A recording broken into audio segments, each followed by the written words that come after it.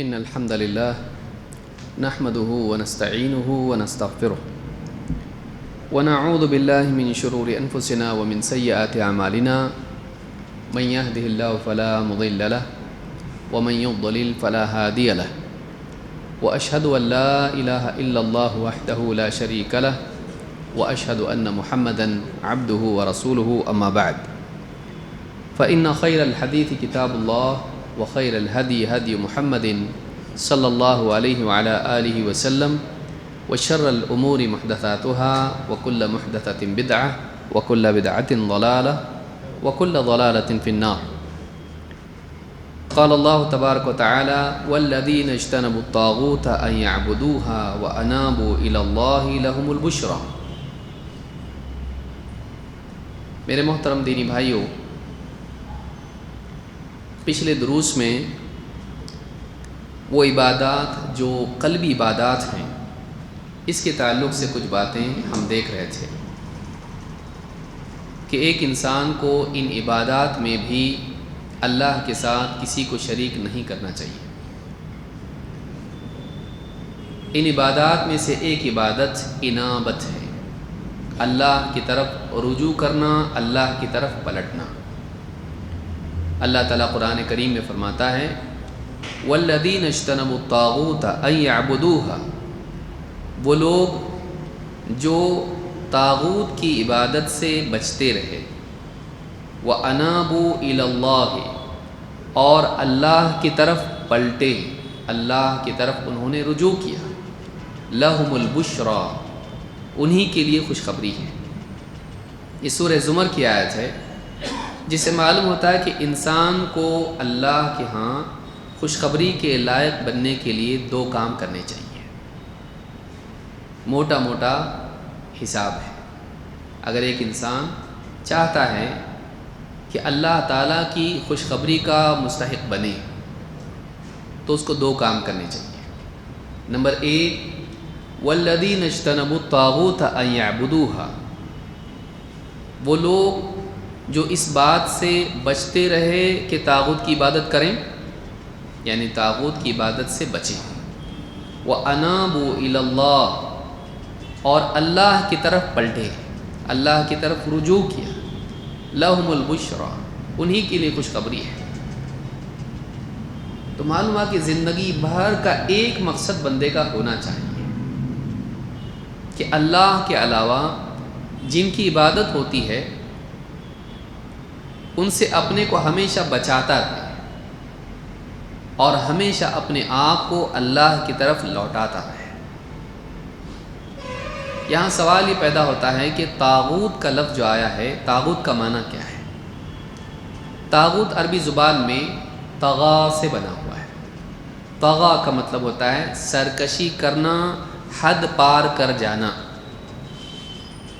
اسی پر سے ہے طغیان. جیسے لوگ کہتے ہیں نا کہ سمندر کی موجوں میں طغیانی ہے، کہ موجیں حدیں پار کر رہی ہیں، طوفان آ سکتا ہے.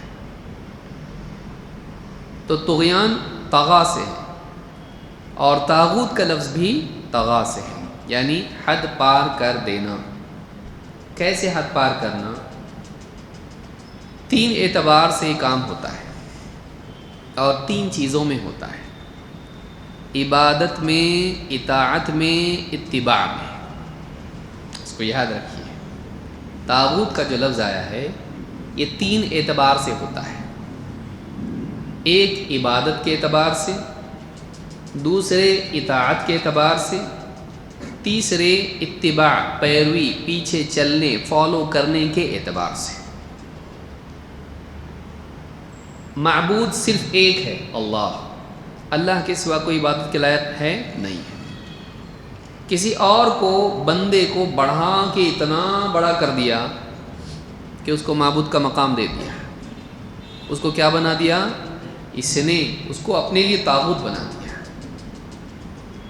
دو، کائنات میں اللہ کا حکم چلتا ہے، ہم اللہ کے بندے ہیں اور اللہ کا حکم ہم کو ماننا چاہیے. اللہ کے حکم کے مقابلے میں کسی اور کے حکم کو بھی ویسا ہی مانیں. اللہ کے حکم کے مقابلے میں کسی اور کی فرما برداری کرے، اس کو اپنے لیے مطاع بنا لے کہ یہ حکم دے سکتا ہے اللہ کی طرح، نعوذ باللہ، اللہ کے حکم کے خلاف اس کا حکم مانے، اللہ کے حکموں میں تبدیلی کو اپنے لیے حلال کر لے، یا کسی اور کے لیے اس بات کو مانے کہ اللہ کی شریعت میں حلال کو حرام کر سکتا ہے اور حرام کو حلال کر سکتا ہے، اس طرح سے کسی کا حکم ماننا یہ کیا ہے؟ اس کو طاغوت بنا دینا ہے۔ تیسرا، اتباع، رہنمائی کے اعتبار سے طریقۂ حیات، زندگی کے اصول اور ان میں کسی کے پیچھے چلنا، شریعت کی بجائے کسی اور، سنت کی بجائے کسی اور کو وہ مقام دے دے کہ جیسے کریں گے اس کو اپناؤں گا، ویسے زندگی گزاروں گا۔ اللہ کی شریعت کے خلاف یا رسول اکرم صلی اللہ علیہ وسلم کی سنت کے خلاف اگر کسی اور کو اپنے لیے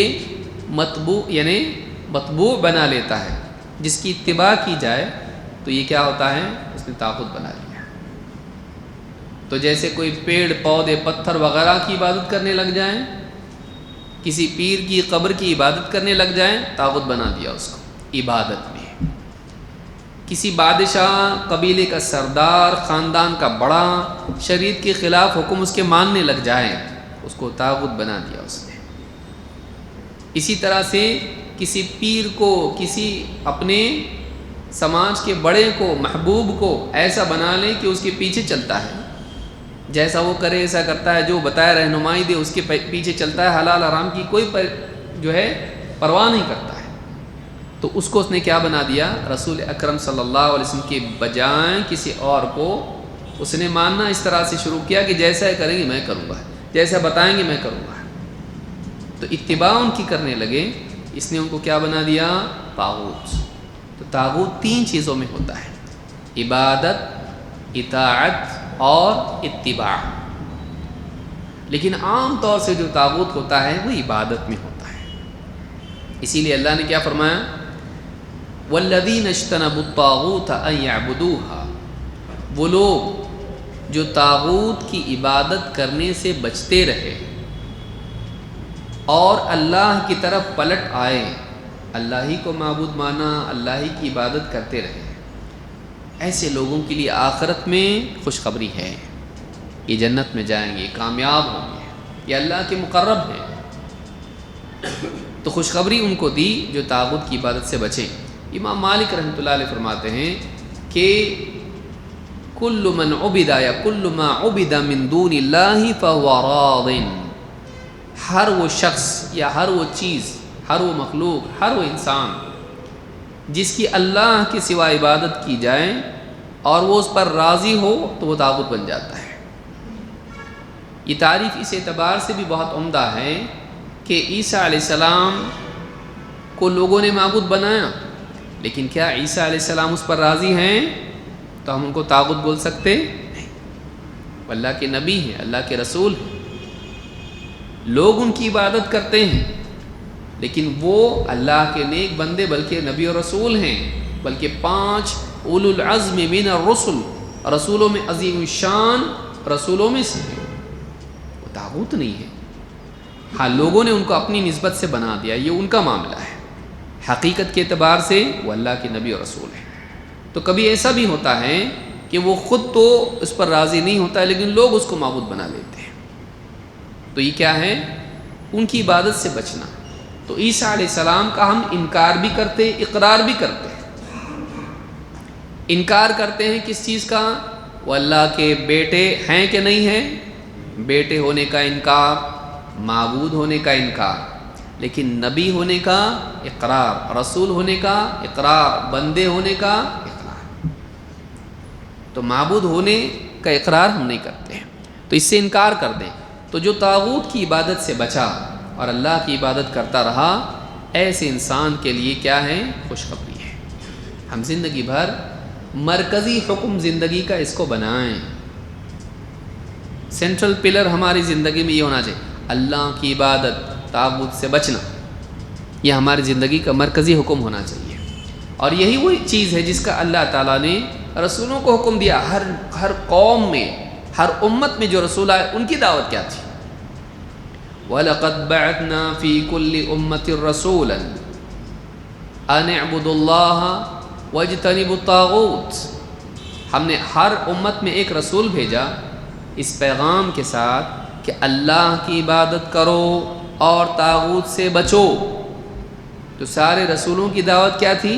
اللہ کی عبادت کرو، طاغوت سے بچو۔ اس کی تفسیر یہ آیت ہے، اس کے ایک حصے کی تفسیر اس آیت میں ہے، اس کے ایک حصے کی تفسیر اس آیت میں۔ سمجھ میں آ رہی بات؟ دو آیتیں ہمارے سامنے ہیں۔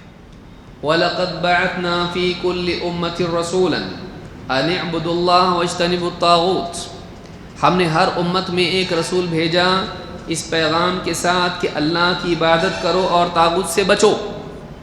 طاغوت سے بچو کی تفسیر یہاں ہے، اور اللہ کی طرف یہ دوسری آیت کیا ہے؟ وَالَّذِينَ اجْتَنَبُوا الطَّاغُوتَ أَن يَعْبُدُوهَا وَأَنَابُوا إِلَى اللَّهِ، جو لوگ طاغوت کی عبادت سے بچتے رہے اور اللہ کی طرف پلٹے، اللہ کی طرف پلٹے، وہاں ہے أَنِ اعْبُدُوا اللَّهَ، اللہ ہی کی عبادت کرو۔ اللہ کی طرف پلٹے اس اعتبار سے کہ اللہ ہی کو معبود مانا اور اللہ کے ساتھ کسی کو شریک نہیں کیا۔ اور طاغوت سے بچنے کا مطلب کیا ہے؟ وَالَّذِينَ اجْتَنَبُوا الطَّاغُوتَ أَن يَعْبُدُوهَا، طاغوت سے بچتے رہیں کہ اس کی عبادت کریں، عبادت سے بچتے رہیں۔ تو قرآن کی ایک آیت دوسری آیت کے ساتھ جب ہم جوڑ کے دیکھتے ہیں تو بات اور سمجھ میں آتی ہے۔ چلیے آگے بڑھتے ہیں۔ یہاں پر خوشخبری جو سنائی گئی اس کی تفصیل قرآن کریم میں ایک دوسری جگہ پر ہے۔ وہ کیا خوشخبری ہے؟ سورہ قاف آیت نمبر 30، 32، 33، ان آیتوں میں آپ دیکھیں اللہ تعالیٰ فرماتا ہے وَأُزْلِفَتِ الْجَنَّةُ لِلْمُتَّقِينَ غَيْرَ بَعِيدٍ، قیامت کے دن جنت سب کے سامنے قریب کر دی جائے گی۔ کس کے؟ للمتقین، متقین سے جنت کو قریب کر دیا جائے گا، نزدیک لائی جائے گی۔ غیر بعید، دور نہیں ہوگی وہ۔ اثبات اور نفی تاکہ بات اور واضح ہو جائے۔ جنت بالکل قریب کر دی جائے گی، دور نہیں ہوگی۔ کن سے؟ متقین سے۔ معلوم ہوا کہ جنت کس کے لیے ہے؟ متقین کے لیے۔ متقی کس کو کہتے ہیں؟ جو اللہ کی نافرمانی سے بچے، اللہ کے خوف سے، اللہ کی نافرمانی سے بچے۔ آگے کیا فرمایا؟ ھذا ما توعدون لکل اواب حفیظ، یہ تم سے وعدہ کیا جا رہا ہے، یہ وہ چیز ہے جس کا تم سے وعدہ کیا جاتا تھا۔ ماضی کے اعتبار سے بولا جا سکتا ہے ھذا ما توعدون لکل اواب حفیظ، یہ تم سے وعدہ کیا جا رہا ہے۔ ھذا ما توعدون کس کے لیے؟ لیکن لکل اواب حفیظ، ہر اس شخص کے لیے جو اواب ہے اور حفیظ ہے۔ آگے ہم دیکھیں گے اواب کون ہے اور حفیظ کون ہے۔ اگر ہم ان لوگوں میں سے بننا چاہتے ہیں کہ قیامت کے دن جن کو جنت سے، یعنی جنت کو جن کے قریب کر دیا جائے گا، وہ کون لوگ ہیں؟ یہ اس کے لیے وعدہ ہے جو بڑا اواب ہے اور حفیظ ہے۔ من خشی الرحمن بالغیب وجاء بقلب منیب، جو رحمان سے بن دیکھے ڈرتا رہا اور ایک ایسا دل لے کر آیا جو منیب ہے۔ تو کتنی باتیں ہوئیں؟ 5۔ جنت کن کے لیے، کن کے قریب کر دی جائے گی؟ نمبر 1، پہلی چیز کیا ہے؟ متقی ہونا چاہیے، اللہ سے ڈرنے والا اور ڈر کے کیا کرنے والا؟ گناہوں سے بچنے والا۔ تو کہا کہ وہ ازلفت الجنۃ للمتقین غیر بعید، قیامت کے دن جنت قریب کر دی جائے گی، متقین سے، دور نہیں ہوگی، وہ دور نہیں ہوگی۔ تو نمبر 1 کیا صفت ملی؟ متقی۔ پھر کیا ہے؟ یہ وعدہ کیا جا رہا ہے ھذا ما توعدون لکل اواب حفیظ، یہ وعدہ اس شخص کے لیے کیا جا رہا ہے، ہر اس شخص سے، سید، خان، پٹھان، شیخ نہیں، ہر اس شخص سے جس کے اندر یہ صفت ہے. کیا؟ لکل اواب حفیظ، ہر اس شخص سے جو اواب ہیں اور حفیظ ہیں. تو اب کتنی صفات ملی؟ اور دو.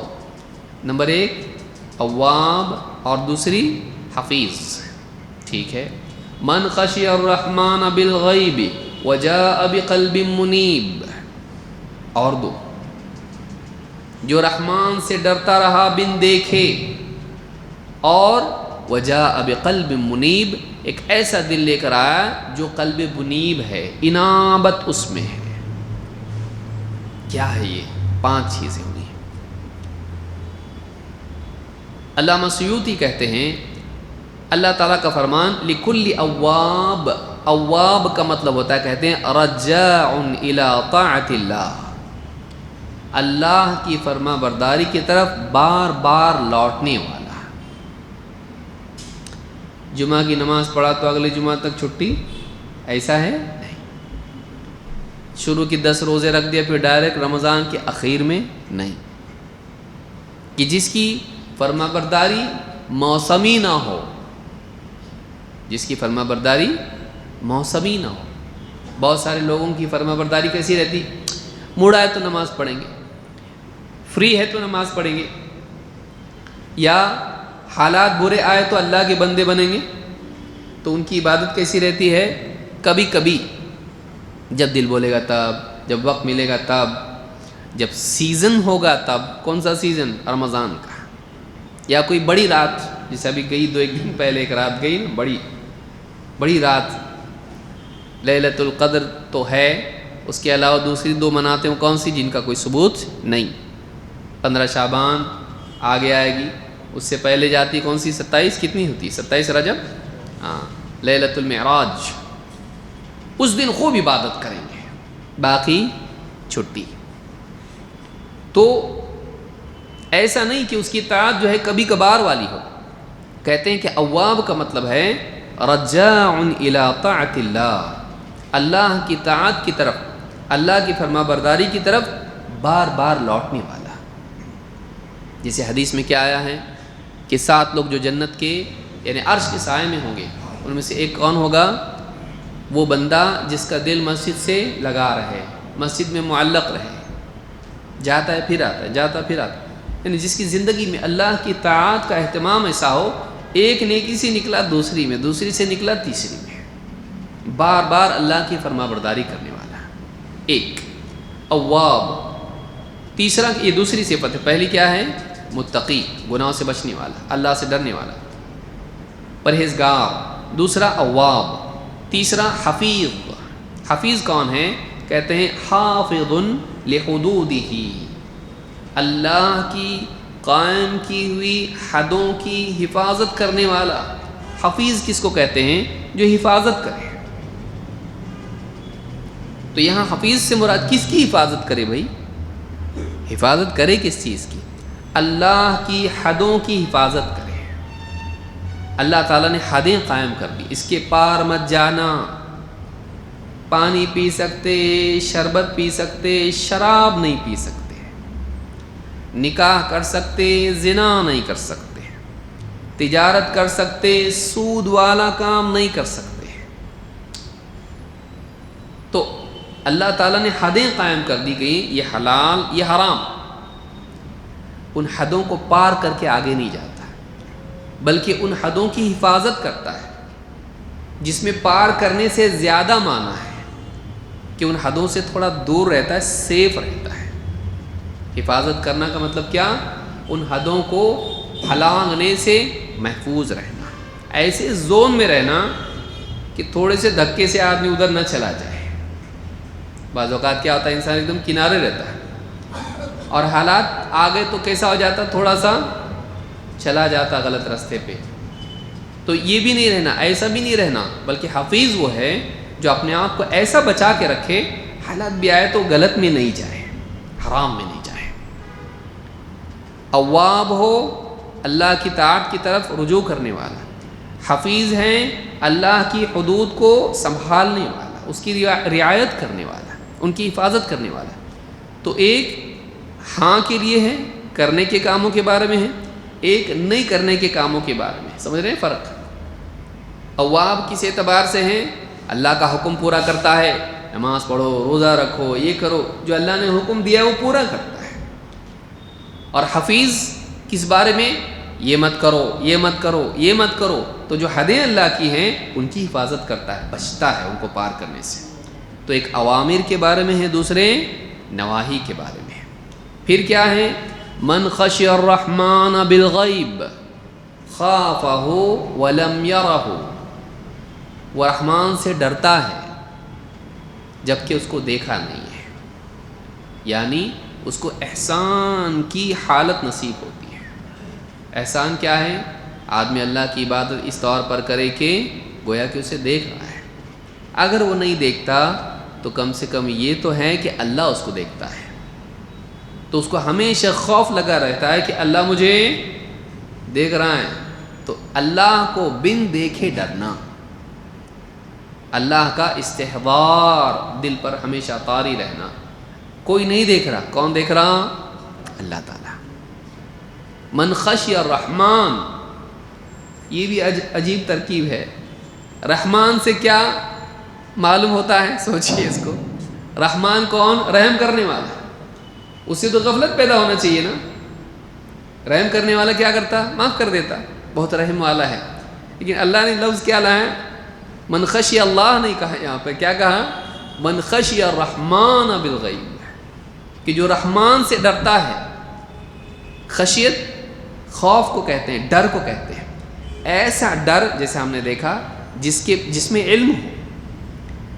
انجانے خوف کو خشیت نہیں کہتے، اس خوف کو خشیت کہتے ہیں جس کے ساتھ علم بھی ہو، اللہ کی معرفت ہو. اسی لیے اللہ نے کیا فرمایا؟ انما یخشی اللہ من عبادہ العلماء.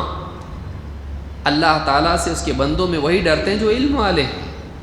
معلوم یہ ہوا کہ علم کے ساتھ ڈرنا یہ خشیت ہے، اور علم والوں کو نصیب ہوتی. جیسا علم ہوگا، اللہ کی معرفت ہوگی، ویسا ڈر ہوگا، ویسی خشیت ہوگی.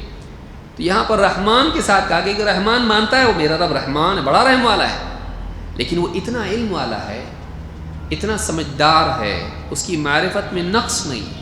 وہ جانتا ہے وہ رحمان ہے، لیکن پھر بھی ڈرتا ہے اس سے. اس کے رحمان کو جاننے کی وجہ سے، یہ علم رکھنے کی باوجود کہ وہ رحم والا ہے، وہ بے فکر نہیں ہوتا. کم علم کیا ہوتا؟ ارے اللہ غفور رحیم ہے، کرو گناہ. یہ کون آدمی ہے؟ کچے علم والا ہے. پکے علم والا کیسا ہوتا ہے؟ وہ رحمان ہے، لیکن آیت پڑھا تو الرحمن الرحیم، آگے کیا ہے؟ سب کو یاد ہے ہم لوگوں کو. آگے کیا ہے؟ مالک یوم الدین، بدلے کے دن کا مالک ہے. بدلہ اچھی کام کا اچھا، برے کام کا برا. تو وہ رحمان بھی ہے اور وہ عدل کرنے والا بھی ہے، وہ سزا بھی دیتا ہے. من خشی الرحمن بالغیب، جو رحمان سے ڈرتا ہے بن دیکھے. بن دیکھے، اس نے دیکھا نہیں اللہ کو، لیکن اسے معلوم ہے کہ میں اللہ کو نہیں دیکھتا، لیکن اللہ مجھے دیکھتا ہے. تو اس کے دل میں اللہ کی خشیت ہے. وجاء بقلب منیب، اور ایسا دل لے کے اللہ کے پاس گیا جو قلب منیب ہے. منیب کا مطلب کیا کہتے ہیں؟ کہتے ہیں مقبل علی طاعتہ. مقبل علی طاعتہ، اللہ کی طاعت کی طرف اقبال رکھنے والا. اقبال کا مطلب ہوتا ہے، اقبل کا مطلب ہوتا ہے متوجہ ہونا، فیس کرنا. قبل دبر، تو اقبال کا مطلب ہوتا ہے فیس کرنا، اس کو اس طرف چہرہ رکھنا، اس طرف متوجہ رہنا. ایسا دل لے کر آیا جو اللہ کی طرف ہمیشہ کیا ہوتا ہے؟ متوجہ ہوتا ہے، اس کا دھیان اللہ کی طرف ہوتا ہے. وہاں آپ نے دیکھا اواب کا جو لفظ آیا ہے اس میں تفسیر کیا ہے؟ رجاع الی طاعتہ، وہ عملاً اللہ کی طرف بار بار پلٹتا ہے. وہ کیفیت ہے، وہ عمل ہے کہ بار بار فرما برداری کرتا ہے. یہاں دل کی حالت ہے کہ اس کا دل بھی ہمیشہ کس کی طرف رہتا ہے؟ لگا ہوا رہتا ہے اللہ کی طرف. اب دیکھیے حدیث میں کیا آیا ہے کہ 7 لوگ جو عرش کے سائے میں ہوں گے۔ ان میں سے ایک کون ہے؟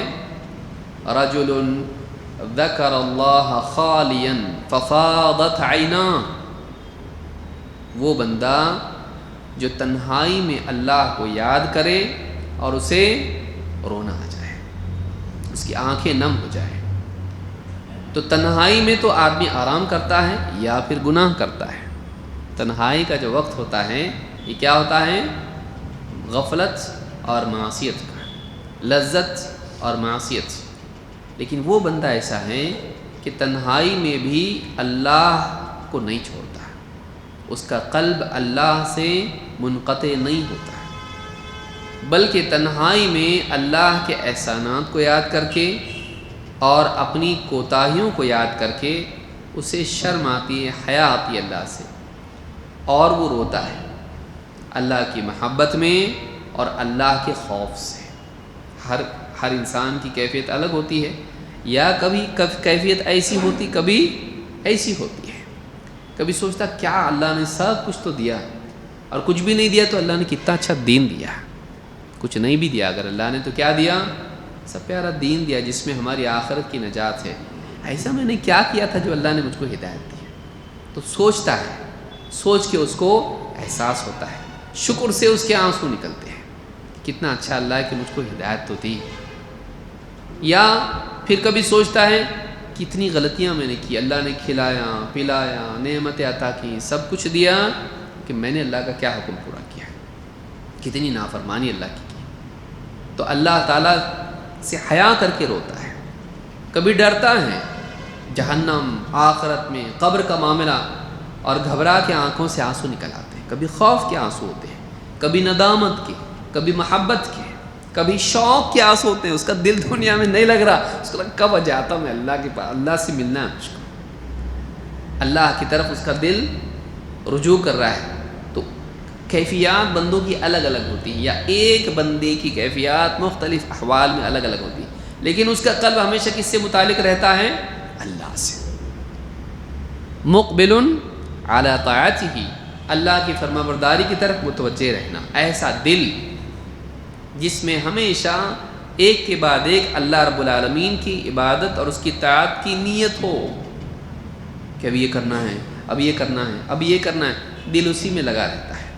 ایک نماز گئی دوسری آئے گی، نماز کے بعد ذکر ہے، تلاوت ہے، پھر حقوق ہیں، ذمہ داریاں ہیں، تو انسان کا دل ہمیشہ اللہ کا حکم۔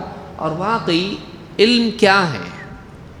حال کے عمل کو جاننا، اللہ کی جو ذمہ داری ہم پر ہے اس کو اس وقت مجھے کیا کرنا چاہیے یہ معلوم ہونا علم ہے۔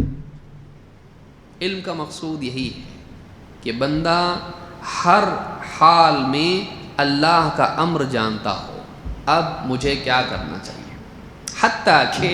حتیٰ کہ نماز میں بھول گیا کتنی رکعت پڑھا میں، ٹھیک یہ غفلت تھی، پھر بھی اسے معلوم ہو ایسا اگر نماز میں ہو جائے کہ 3 پڑھا کہ 4 پڑھا، اب میں کیا کروں، اس کو معلوم ہونا چاہیے۔ تو انسان کو معلوم ہو کہ کس حال میں، یاد رکھیے، کس حال میں شرعی حل کیا ہے، حال کے حل کو جاننا۔ سمجھ میں آ رہا ہے کہ اللہ یہ حال ہے ابھی ہمارا، اس میں حل کیا ہے، سولوشن کیا ہے، حل کیا ہے، اس میں عمل کیا ہے، اس کو جاننا۔ بس یہ اگر انسان کر لیں کامیاب آدمی ہے۔ اس وقت مجھے کیا کرنا چاہیے، ہر وقت دل یہ اب مجھے کیا کرنا چاہیے۔ لوگ کیا کر رہے ہیں، لوگ کیا کر رہے ہیں نہیں، بلکہ مجھے کیا کرنا چاہیے، انسان یہ دیکھ کر چلے۔ بھیڑ، رشتہ دار، قوم نہیں، اللہ مجھ سے اس وقت کیا چاہتا ہے، مجھ کو کیا کرنا چاہیے۔ یہ اگر انسان ہمیشہ قلب اس سے متعلق رہے، یہ آدمی کون ہے؟ وجاء بقلب منیب، ایسا دل لے کر آیا جو منیب ہے، جس میں ایک صفت ہے، اس کو کیا بولتے ہیں؟ انابت۔ کتنی پیاری چیز ہے انابت۔ انبیاء کو یہ نعمت نصیب ہوتی ہے، اسی لیے اللہ تعالیٰ نے مختلف مقامات پر انبیاء کی تعریف کی ہے، اسی صفت کو بیان کیا ہے۔ تو اللہ تعالیٰ قرآن کریم میں فرماتا ہے وَأَنِيبُوا إِلَىٰ رَبِّكُمْ وَأَسْلِمُوا لَهُ مِن قَبْلِ أَن يَأْتِيَكُمُ الْعَذَابُ ثُمَّ لَا تُنصَرُونَ۔ سورہ زمر آیت نمبر 54۔ وَأَنِيبُوا إِلَىٰ رَبِّكُمْ، پلٹو، لوٹ آؤ اپنے رب کی طرف، وَأَسْلِمُوا لَهُ، اور اس کے لیے فرما بردار بن جاؤ، من قبل، اس سے پہلے، من قبل ان یأتیکم العذاب، تم پر عذاب آ جائیں، ثم لا تنصرون، اور پھر تمہاری مدد نہیں کی جائے گی۔ اس سے معلوم ہوتا ہے کہ انابت فرض ہے۔ کیسے معلوم پڑا؟ کیونکہ اگر تم نے نہیں کیا تو تم پہ عذاب آئے گا۔ تو جس چیز پر عذاب کی دھمکی دو وہ کوئی ہلکی ہو سکتی ہے کہ یہ تو بھی چلتا، نہیں کیے تو بھی چلتا ہو، ایسی چیز نہیں ہے۔ وہ مستحبات میں سے نہیں ہے، کیونکہ اس پر کیا ہو رہا ہے؟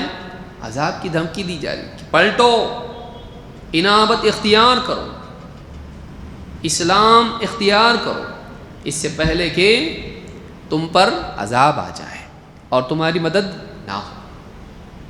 اس آیت کے تعلق سے شیخ عبد الرحمن ابن ناصر السعدی کہتے ہیں، یہ شیخ ابن عثیمین کے استاذ ہیں، انتقال ہو گیا ان کا۔ تفسیر سعدی جو لکھی ہوئی بہت پیاری کتاب ہے، بہت عمدہ تفسیر ہے، سیدھی سادی ہے لیکن بہت فوائد اس میں ہیں۔ کہتے ہیں وَأَنِيبُوا إِلَىٰ رَبِّكُمْ، اس کی تفسیر میں کہتے ہیں بِقُلُوبِكُمْ وَأَسْلِمُوا لَهُ بِجَوَارِحِكُمْ، موٹا موٹا ایک دم سادہ سادہ اور بہت پیارا۔ کہتے ہیں دو حکم اللہ کے ہیں، ایک ہے وَأَنِيبُوا إِلَىٰ رَبِّكُمْ، اپنے رب کی طرف انابت اختیار کرو۔ کہتے کیسے؟ کہتے اپنے دلوں سے پلٹ آؤ اپنے رب کی طرف، چل کے تھوڑی جانا ہے کہیں۔ رب کی طرف پلٹنا کیسے ہے؟ اپنے دل سے اللہ کی طرف۔ تمہارا دل کبھی ادھر ہے، کبھی تجارت میں ہے، کبھی کسی گناہ میں ہے، کبھی کسی اور چیز میں ہے، حاجات میں ہے۔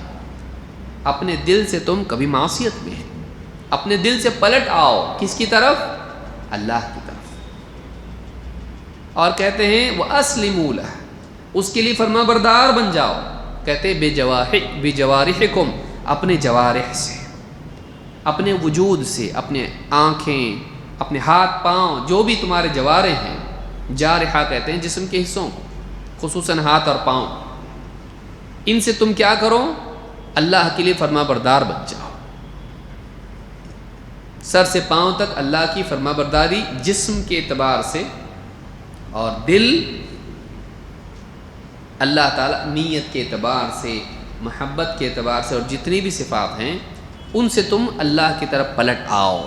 غفلت سے نکلو، ذکر کی طرف آؤ، معصیت سے نکلو، طاعت کی طرف آؤ، کفر و شرک سے نکل کے ایمان اور توحید کی طرف آؤ۔ تو یہ کہتے ہیں کہ انابت ہے۔ تو یہ ایک صفت ہے جو بہت ہی عمدہ اور بہت اہم ہے، اس پر عذاب کی دھمکی اللہ نے دی۔ اس سے معلوم ہوتا ہے کہ کیا عبادت ہے؟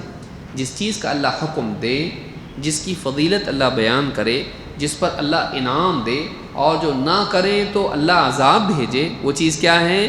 وہ عبادت ہے، وہ اللہ کی طاعت ہے، وہ اللہ تعالیٰ کو مطلوب ہے، وہ فرض ہے۔ تو معلوم ہے کہ انابت کیا ہے؟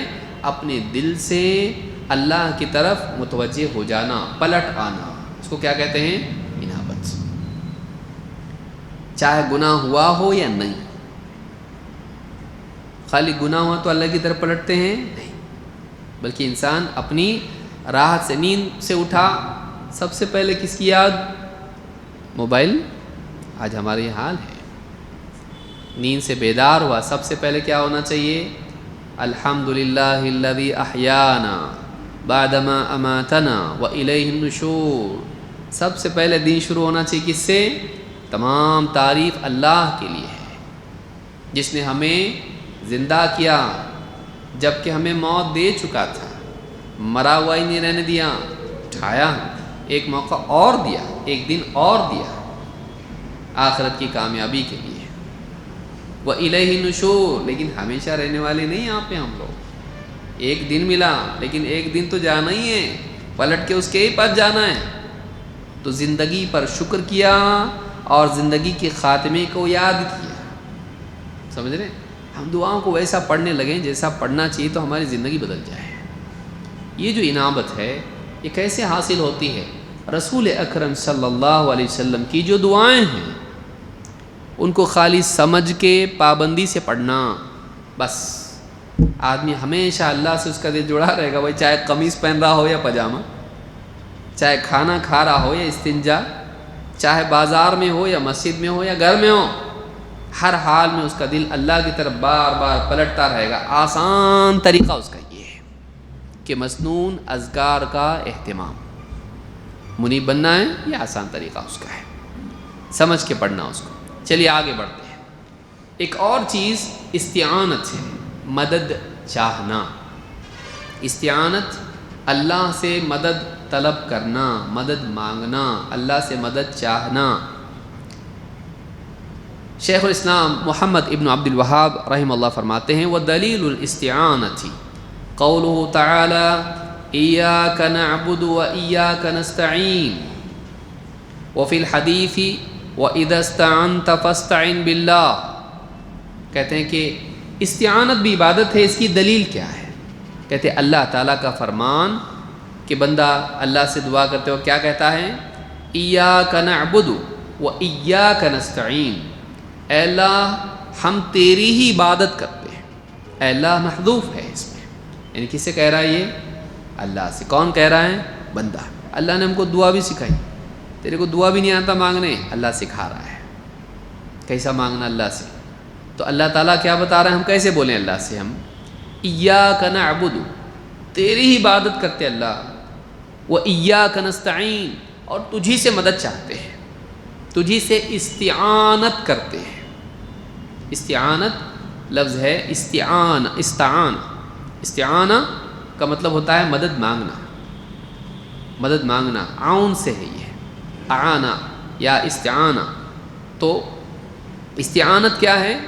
اللہ سے مدد چاہنا۔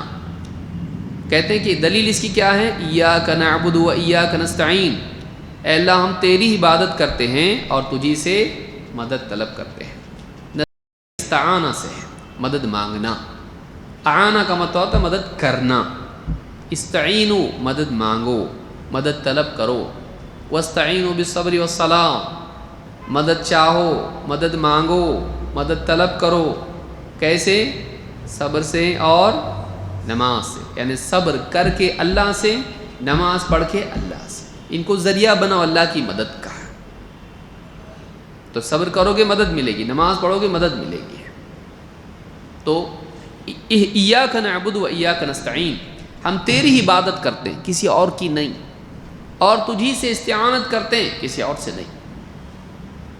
تو معلوم ہوا کہ جیسے اللہ کے سوا کسی کی عبادت نہیں، ویسے ہی اللہ کے سوا کسی سے استعانت نہیں، سوائے اس کے جسے اللہ نے حلال کیا ہے۔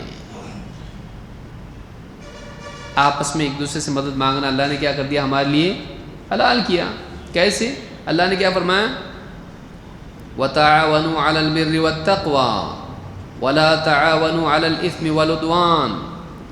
وَتَعَاوَنُوا، آپس میں ایک دوسرے کا تعاون کرو، اسی سے لفظ بنا ہوا یہ، اعانہ سے مدد کرنا، عون۔ واللہ فی عون العبد ما کان العبد فی عون اخیہ، اللہ اپنے بندے کی مدد پر ہوتا ہے جب تک بندہ اپنے بھائی کی مدد پر ہوتا ہے۔ تو حلال کس نے کیا اس کو؟ اللہ نے۔ آپس میں ایک دوسرے کی مدد کرنا۔ کوئی بولے دیکھو اب تم بولتے شرک ہے یہ، تو پھر آپس میں ایک دوسرے کی مدد مانگتے کہ نہیں، ہم لوگ کرتے کہ نہیں ایک دوسرے کی؟ یہ بھی شرک ہوا کہ نہیں۔ کیوں؟ اس کو اللہ نے ہمارے لیے جائز کیا ہے، اللہ نے ہمارے لیے کیا کر دیا؟ اس کو جائز کر دیا ہے کہ ہم آپس میں ایک دوسرے سے مدد مانگیں۔ لیکن قبروں سے مدد مانگنا یہ جائز نہیں ہے، بلکہ اسے کیا کہا گیا ہے؟ یہ شرک ہے۔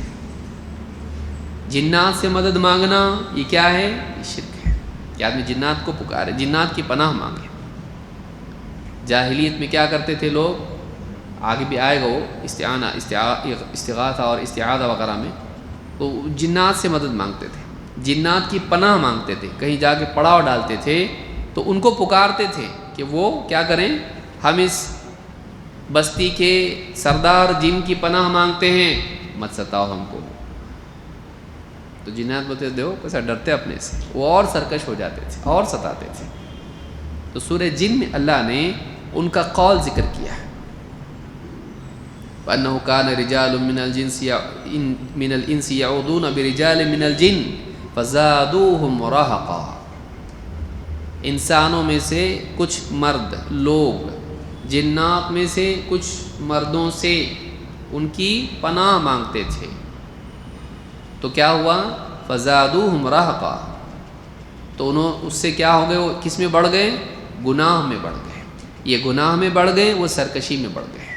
ان کو بھی لگا ہم بھی کچھ ہیں کہ ہمارے سے پناہ مانگ رہے ہیں لوگ. تو مدد کس سے مانگی جائے گی؟ صرف اور صرف اللہ سے.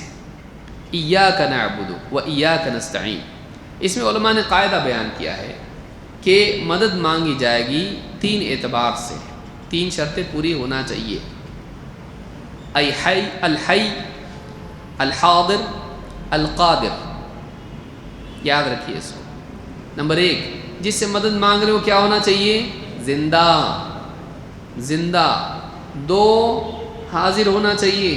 3، قادر ہونا چاہیے. زندہ، حاضر، قادر. الحی، الحاضر، القادر. اللہ کے نبی صلی اللہ علیہ وسلم کے ایک صحابی ہیں، مشرکین نے پکڑا ان کو، قتل کرنے والے تھے. اس وقت میں آخری وقت میں دعا کی اللہ سے، اے اللہ اپنے نبی کو ہماری طرف سے خبر پہنچا دے کہ ہمیں قتل کر دیا جا رہا ہے، یعنی قتل کر دیا گیا، کیونکہ بعد میں اللہ سے انہیں اب ہونے ہی والے ہیں. کہا کہ ہمیں قتل کر دیا گیا اور ہم تجھ سے راضی، تو ہم سے راضی. اپنے نبی کو ہماری طرف سے پیغام پہنچا دیا. اللہ کے نبی صلی اللہ علیہ وسلم مدینہ میں، آپ نے صحابہ سے کہا کہ تمہارے بھائی قتل کر دیے گئے، اور انہوں نے ایسا کہا. صحابی کس سے کہہ رہے ہیں؟ سوچیے، پکار رہے اللہ کے رسول صلی اللہ علیہ وسلم کو، اے اللہ کے رسول، یا رسول المدد بول رہے ہیں. بلکہ یہ پیغام بھی اللہ کے ذریعے رسول تک پہنچایا جا سکتا ہے، رسول کے ذریعے اللہ تک نہیں. ڈائریکٹ رسول کو پکار رہے ہو مدد کے لیے نہیں. کس کو پکار رہے ہیں؟ اللہ کو. ان کا یقین یہ ہے کہ اللہ بلا واسطہ سنتا ہے، بغیر واسطے کے اللہ سنتا ہے، کوئی ذریعہ نہیں پہنچانے کے لیے. اللہ ڈائریکٹ سنتا ہے. لیکن رسول ڈائریکٹ سنتے نہیں، تو کس سے دعا کر رہے ہیں پہنچانے کے لیے؟ کس تک پہنچانے کے لیے؟ رسول تک. آج الٹا ہو گیا. ہم لوگ یہاں سے قبروں پہ جا کے بزرگوں کی، یا دور سے شیخ عبد القادر جیلانی رحمۃ اللہ علیہ، یا فلاں، اور کبھی تو ننگے شاہ، کبھی پاگل شاہ، کبھی کچھ اور، ان کو پکار رہے ہیں کہ ہماری دعا اللہ تک پہنچاؤ. اور صحابہ کیا کر رہے ہیں؟ اللہ کو پکار رہے ہیں کہ اللہ ہمارا حال جو ہے یہ ہمارے رسول تک پہنچائے. تو زندہ ہونا چاہیے، حاضر ہونا چاہیے. رسول صلی اللہ علیہ وسلم وہاں حاضر تھے؟ نہیں تھے. پہنچانے کی ضرورت کیا ہے پھر؟ حاضر ہیں تو حاضر نہیں ہیں. زندہ تو ہیں لیکن حاضر ہیں کیا؟ نہیں. تو ڈائریکٹ پکار رہے ہیں؟ نہیں. اور وفات کے بعد اللہ کے نبی صلی اللہ علیہ وسلم کی صحابہ پکارتے تھے مدد کے لیے، یا وہ حدیث میں سنا نہیں. صحابی مدینہ سے سفر کر کے گئے شام، ایک صحابی گئے مصر، وہی صحابی ہیں ایک روایت میں، تو 1 مہینے کا سفر طے کر کے گئے کہ یہ حدیث ان سے معلوم کریں. کہاں سے جا رہے ہیں؟ ہاں، کہاں سے گئے؟ مدینہ سے. کدھر گئے؟ مصر. قبر اللہ کے نبی صلی اللہ علیہ وسلم کی کہاں ہے؟ اللہ کے رسول، میں یہ حدیث آپ سے نہیں سن سکا، اب سننا چاہتا ہوں. تو قبر پہ جا کے کبھی پوچھے کوئی حدیث؟ سوچنے کی چیز ہے کہ اگر اللہ کے رسول صلی اللہ علیہ وسلم سے مدد لی جا سکتی ہے تو سب دنیا کے معاملات میں لی جا سکتی ہے، اور دین کے نہیں. اللہ کے رسول صلی اللہ علیہ وسلم اصل تو اسی لیے آئے نا کہ آپ سب وَإِنَّكَ لَتَهْدِي إِلَىٰ صِرَاطٍ مُسْتَقِيمٍ، اے نبی آپ صراط مستقیم کی طرف رہنمائی کرتے ہو. آپ کو تو کام ہی تھا زندگی بھر. اور اللہ تعالیٰ نے رسول کو حکم دیا، یا ایھا الرسول بلغ ما انزل الیک من ربک، اے رسول آپ کے رب کی طرف سے جو آپ پر نازل ہوا پہنچاؤ. تو آپ صلی اللہ علیہ وسلم کی قبر مسجد نبوی میں حلقے لگتے تھے آپ کے اطراف، ٹھیک لگتے تھے کہ نہیں؟ مسجد نبوی میں آس پاس بیٹھتے تھے ممبر کے صحابہ، اور صفہ پہ بیٹھتے تھے، آپ وہاں پڑھاتے تھے۔ دار ارقم میں مکہ میں ہوتا تھا، آپ کی قبر کے اطراف لے کے بیٹھتے تھے کاغذ قلم صحابہ کہ ابھی کچھ حدیث بیان کریں گے۔ سلسلہ کیا ہو گیا؟ منقطع، حیات تک بس۔ اب یہ حیات دنیاوی نہیں ہے، قبر میں جانے کے بعد وہ حیات کون سی ہو گئی؟ برزخی، اخروی، وہ آخرت کی حیات ہے، دنیا کی نہیں۔ صحابہ جا کے پوچھتے نہیں تھے کہ اتنے دور مصر میں کیوں جاؤں، میں رسول کی قبر پہ جاؤں گا اور آپ سے وہی پوچھ لیتا ہوں اور آپ جواب دے دیں گے ڈائریکٹ، نہیں تو بعد میں خواب میں آگے بتائیں گے، کبھی کیے صحابہ نہیں۔ تو دین کے معاملے میں صحابہ نے مدد نہیں لی، چاہے خلافت کا مسئلہ ہو، صحابہ کی آپسی جنگوں کا مسئلہ ہو، اتنے سارے فتنے آئے ہوں، کبھی صحابہ آپ صلی اللہ علیہ وسلم کی قبر پر جا کر کوئی مدد نہیں مانگی، حتیٰ کہ یہ بھی نہیں مانگے اللہ کے رسول ذرا اللہ سے دعا کرو نا۔ بولے کتنے مسائل صحابہ کو آئے، گئے کبھی نہیں گئے، آپسی اختلافات کے حل کے لیے بھی نہیں گئے۔ قرآن کریم میں اللہ تعالیٰ کیا فرماتا ہے؟ فَإِن تَنَازَعْتُمْ فِي شَيْءٍ فَرُدُّوهُ إِلَى اللَّهِ وَالرَّسُولِ، اگر تم میں آپس میں کسی چیز میں اختلاف ہو جائیں تو اسے اللہ اور اس کے رسول کی طرف پلٹا دو۔ صحابہ میں جب اختلاف ہوتا تو فیصلے کے لیے کہاں آتے تھے؟ اللہ کے رسول صلی اللہ علیہ وسلم کے پاس۔ تو بعد میں جب اختلافات ہوئے تو قبر پہ گئے کہ نہیں گئے؟ کیوں نہیں گئے؟ سوچئے، کیونکہ وہ جانتے تھے اللہ کے رسول صلی اللہ علیہ وسلم دنیا سے چلے گئے، اب نہیں، اب آپ سے کلام نہیں کر سکتے۔ اگر واقعی کلام کا کوئی مستحق تھا تو وہ صحابہ تھے، لیکن وہ جانتے تھے کہ اب ہو گیا، منقطع ہو گیا معاملہ، ورنہ روتے نہیں، صحابہ روتے نہیں، صحابہ کو تکلیف نہیں ہوتی۔ یہ کیسے جاہل لوگ ہیں جو اللہ کے رسول صلی اللہ علیہ وسلم کے بارے میں عقیدہ رکھتے ہیں کہ آپ آتے ہیں ہمارے لیے مسائل حل کرنے کے لیے، یا یہاں سے آدمی مانگ رہا ہے اللہ کے رسول صلی اللہ علیہ وسلم سے کہ مسائل کو حل کرو، بلکہ نہ صرف رسول اکرم صلی اللہ علیہ وسلم بلکہ ایسے لوگ جو بالکل جن کو ولی تو کیا یعنی مسلمان بھی نہیں ہوں گے، وہ کتے بلیوں کی قبریں، کتا تو نہیں جانتا میں، بلی کی تو ہے، ایسی قبریں بنا کر ان سے مدد مانگ رہے، طوطے وغیرہ اس طرح کی چیزیں، تو ان سے مدد مانگی جائے کیسے؟ صحابہ اللہ کے رسول صلی اللہ علیہ وسلم سے مدد قبر پہ مانگتے تھے یا قبر سے دور رہ کر مدد کے لیے پکارتے تھے؟ نہیں پکارتے تھے۔ تو یہ ہم کو بتاتا ہے کہ قبروں سے مدد مانگی جا سکتی ہے؟ نہیں، قبروں سے مدد نہیں مانگ سکتے۔ اللہ نے کیا فرمایا؟ ایاک نعبد و ایاک نستعین۔ اللہ کے نیک بندے کیا کہتے ہیں؟ اب سارے مسلمان ان کا طریقہ کیا ہونا چاہیے؟ اے اللہ ہم تیری ہی عبادت کرتے ہیں اور تجھی سے استعانت کرتے ہیں۔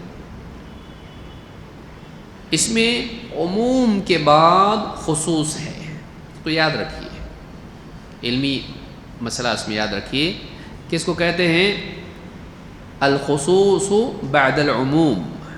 مطلب کوئی آدمی کہہ سکتا نا، اس سے معلوم ہوتا ہے کہ عبادت الگ ہے، استعانت الگ ہے۔ کوئی آدمی کیا کہے گا؟ اللہ نے دو باتیں بتائیں، ہم تیری عبادت کرتے ہیں اور تجھی سے استعانت کرتے ہیں، تو عبادت الگ ہوئی، استعانت الگ ہوئی، یہی مطلب ہوگا نا۔ موٹی عقل ہی ہے اور چھوٹی عقل ہی ہے، یہ کم علمی ہے، یہ دونوں کو الگ کر دیا اس نے۔ دونوں ایک ہی ہیں، دونوں ایک ہی ہیں، لیکن عبادت کا لفظ عام ہے، اور ان میں سے ایک عبادت کی قسم کون سی ہے؟ استعانت، وہ بھی عبادات میں سے ہے، لیکن کوئی ضد کرے نہیں مانتا، تو اللہ تعالیٰ قرآن کریم میں کیا فرماتا ہے؟ تنزل الملائکۃ والروح فیہا بإذن ربہم من کل امر۔ تنزل الملائکۃ والروح، لیلۃ القدر میں کون نازل ہوتا ہے؟ ملائکہ اور روح۔ روح کون ہے؟ سب کو معلوم ہے، تو ملائکہ میں نہیں آتے کیا؟ وہ سمجھ رہے ہیں بات کو؟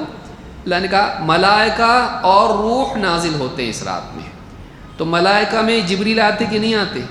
لیکن ان کو کیا کیا؟ الگ سے بیان کیا۔ اس کو کہیں گے الخصوص بعد العموم۔ کہ عام کو ذکر کرنے کے بعد اس میں سے کچھ خاص کو ذکر کیا. تھوڑا اس سے آگے جا کے ایک اور مثال دیتا ہوں، پھر آپ کو بات سمجھ میں زیادہ آئے گی. سورہ عصر سب کو معلوم ہے، ٹھیک ہے. والعصر ان الانسان لفی خسر الا الذین آمنوا وعملوا الصالحات وتواصوا بالحق وتواصوا بالصبر.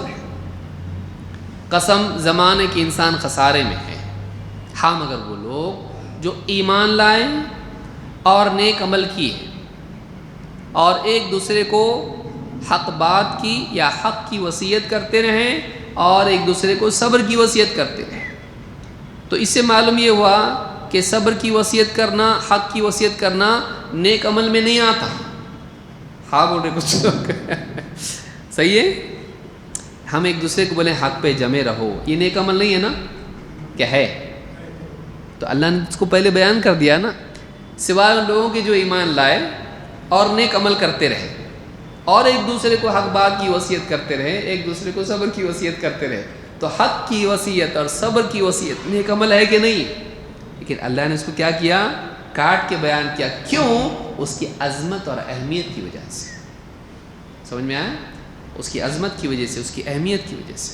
فرشتوں میں سے کاٹ کے بیان کیا جبریل کو، بڑے فرشتے ان کی تعظیم عظمت کی وجہ سے. اسی طرح سے یہ دو اعمال، ایک دوسرے کو حق کی وصیت کرنا، ایک دوسرے کو صبر کی وصیت کرنا، اس کو الگ کر کے ان کی اہمیت کی وجہ سے. خالی اپنے نیک عمل میں نہیں لگے رہنا، دوسروں کو بھی وصیت کرنا. نیک عمل کرنا اپنے، لیکن اسی کے ساتھ اسی حق کی اور اسی صبر کی وصیت دوسروں کو بھی کرنا. پہلا اپنے لیے ضروری ہے، دوسرا پورے سماج کے لیے ضروری ہے. اپنی فکر نہیں کرنا، سماج کی بھی کرنا. تو یہاں پر کیا کہا؟ الگ کاٹ کے دو چیزیں بیان کی جو کہ کس میں ہے؟ نیک عمل میں آتا ہے. علماء نے کہا ویسے ہی یہاں بھی ہے. ایاک نعبد، اے اللہ ہم تیری عبادت کرتے ہیں اور تجھی سے مدد چاہتے ہیں. تو اللہ سے استعانت کرنا بھی کس میں آتا ہے؟ عبادت میں. لیکن اس کی اہمیت کی وجہ سے، اس کی نوعیت کے فرق کی وجہ سے اس کو بیان کیا. دونوں کی نوعیت الگ ہے.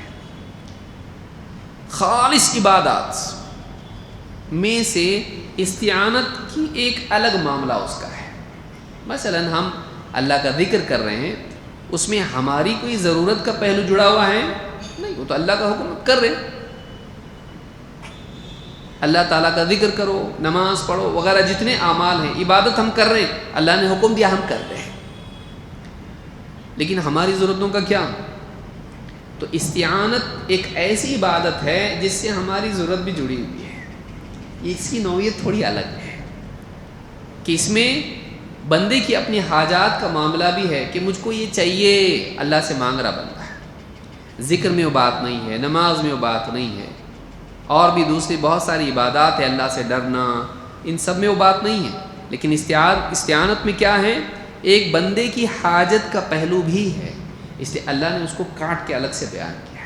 اور اس وجہ سے بھی کہ یہی وہ چیز ہے جس سے عبادت میں شرک ہوتا ہے، جس میں بگاڑ کی وجہ سے کیا ہوتا ہے؟ شرک ہوتا ہے. درگاہ پہ کیوں جا رہا آدمی ہے نا؟ کیوں جا رہا ہے؟ بیٹی کی شادی نہیں ہو رہی، کیس اٹکا ہوا ہے، بیماری ہے، فلاں مسئلہ ہے، یہ ہے، یہ ہے، یہ ہے. اپنی ضرورتوں کی وجہ سے آدمی کیا کر رہا ہے؟ کسی اور سے استعانت کر رہا ہے. تو یہاں بتایا گیا کہ اللہ ہی سے استعانت کرو، اسی کی عبادت کرو اور اسی سے استعانت کرو. اور اس اعتبار سے کئی باتیں علماء نے ذکر کی، اس اعتبار سے بھی کہ اللہ کی عبادت کرنا یہ زندگی کا مقصد ہے، اور اپنی حاجات اللہ سے مانگنا تیری ضرورت ہے.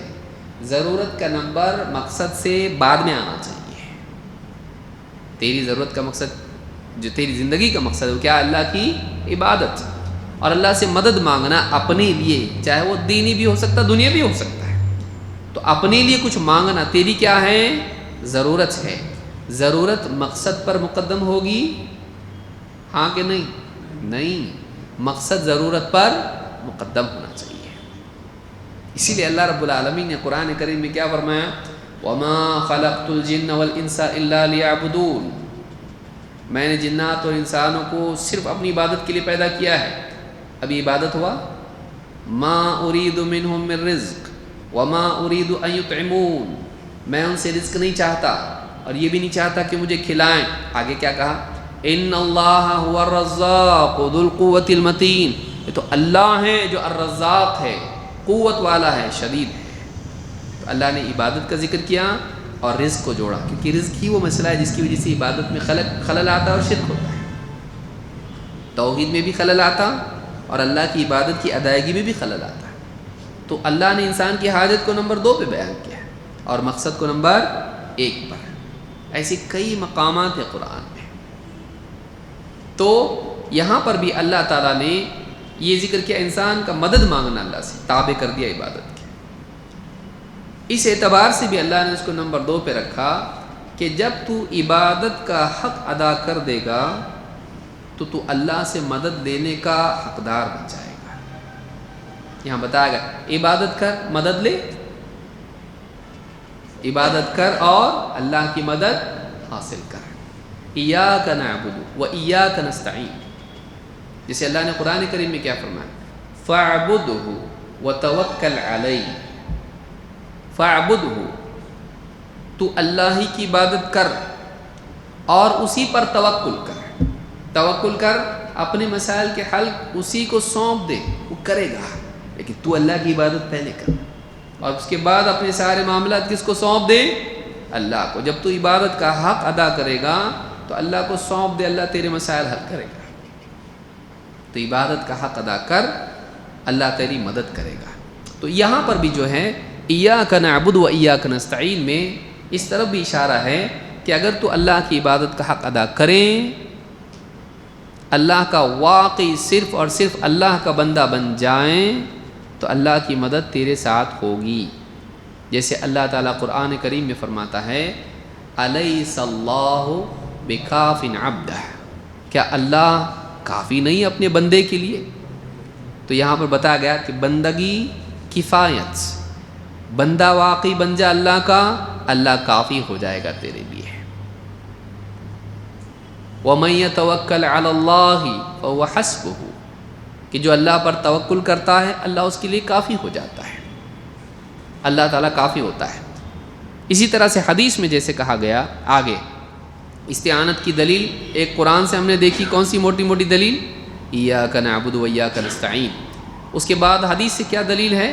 وَإِذَا اسْتَعَنْتَ فَاسْتَعِنْ بِاللَّهِ، اور جب تو مدد مانگے تو اللہ ہی سے مدد چاہ، اللہ ہی سے مدد مانگ.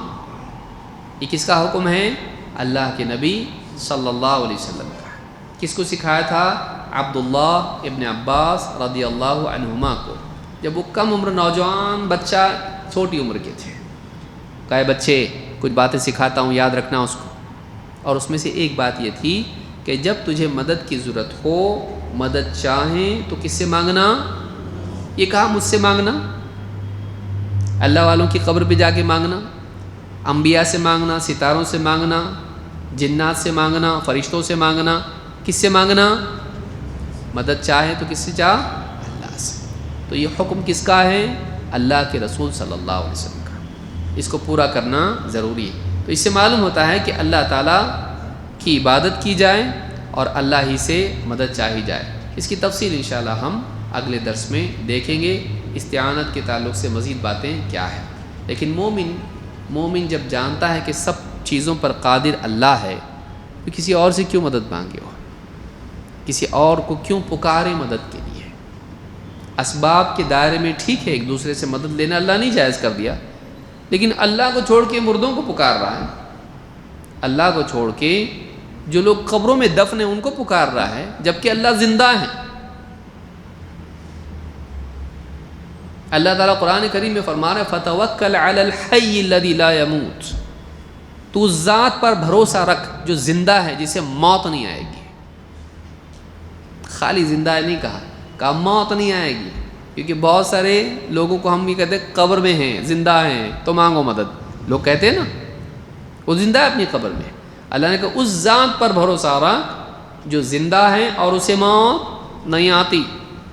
تو یہ ویسے نہیں ہے، شہید ویسا نہیں ہے. اللہ رب العالمین نے اس کو شہادت دی ہے، وہ دنیا میں نہیں ہے، اس کی بیوی کیا ہو گئی؟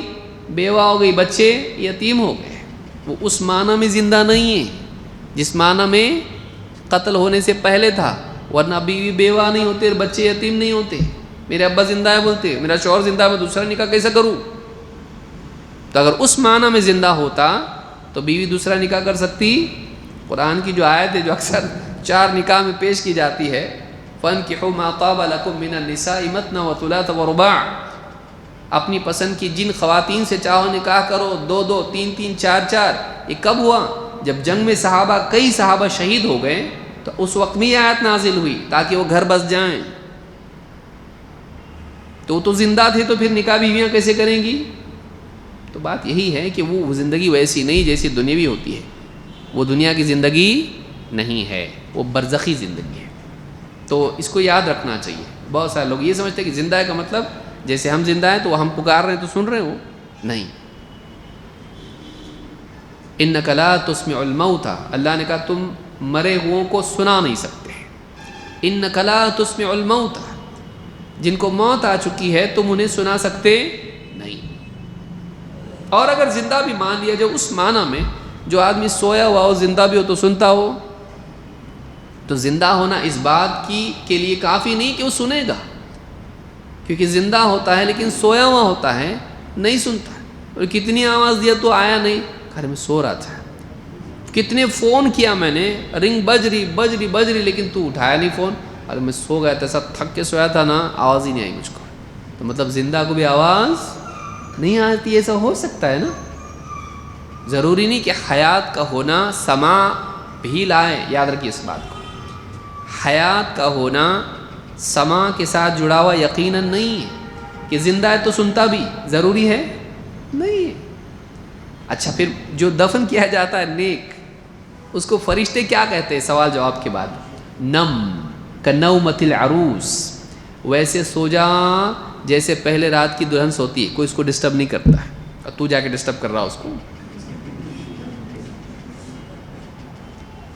نم کنومۃ العروس، ویسے سو جا جیسے پہلی رات کی دلہن سوتی ہے، کوئی اس کو جگاتا نہیں، کوئی اس کو ڈسٹرب نہیں کرتا ہے۔ تو ان کو سو جاؤ بولتے فرشتے، کیا بولتے ہیں ان کو؟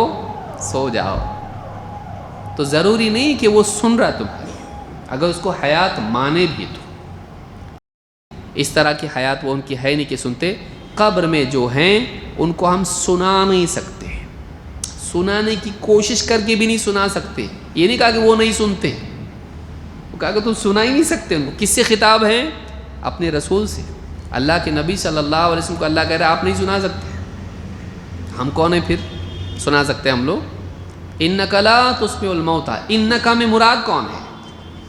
آپ نہیں سنا سکتے ان کو جو مر گئے، موتا کو آپ نہیں سنا سکتے۔ تو اس آیت میں کس کی طرف؟ نبی کی طرف ہے، آپ نہیں، اور تو سنا سکتا؟ بولے نہیں، اللہ چاہے تو سن سکتے نا۔ تو اللہ چاہے تو نہیں بھی سن سکتے، سمجھ رہی بات؟ یاد رکھیں اس کو، کہ اللہ چاہے تو سن سکتے، کہ اللہ چاہے تو نہیں بھی سن سکتے، تو اب برابر ہو گیا معاملہ۔ تو اب تیرے قول کو ترجیح کیسے ہوگی بتا، کس بنیاد پر؟ کہ اللہ چاہے تو سن سکتے، کہ بالکل اللہ چاہے تو سن سکتے ہیں، اللہ چاہے تو پتھر سن سکتا ہے، اللہ چاہے تو پتھر سن سکتا ہے، کیونکہ اللہ تعالیٰ نے پوری کائنات کو کہا اور اس نے مانا کون فیکون ہو جاتا ہو، تو اللہ چاہے تو کچھ بھی سن سکتا ہے، لیکن اللہ نہیں چاہے تو کچھ بھی نہیں سن سکتا ہے۔ تو اللہ کا چاہنا اور نہیں چاہنا، اب اس میں سے چاہے گا ہی اللہ تجھ کو کیسے معلوم پڑا؟ اور قرآن کی آیت تیری طرف کم میری طرف زیادہ ہے۔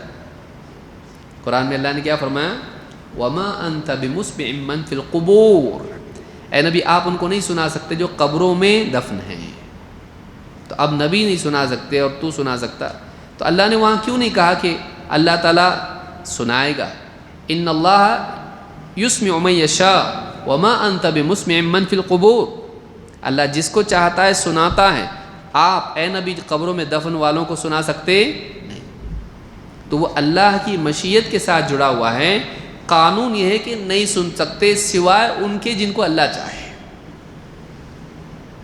اور علماء نے کہا کہ حدیث میں جتنا آیا ہے اتنا ہی سنتے ہیں، جب میت کو دفن کر کے لوگ چلے جاتے ہیں تو ان کے جانے کی آواز وہ سنتا ہے، بس اتنا ہی اس کے سننے کا ذکر قرآن و سنت میں ہے، اس کے علاوہ کیا ہے؟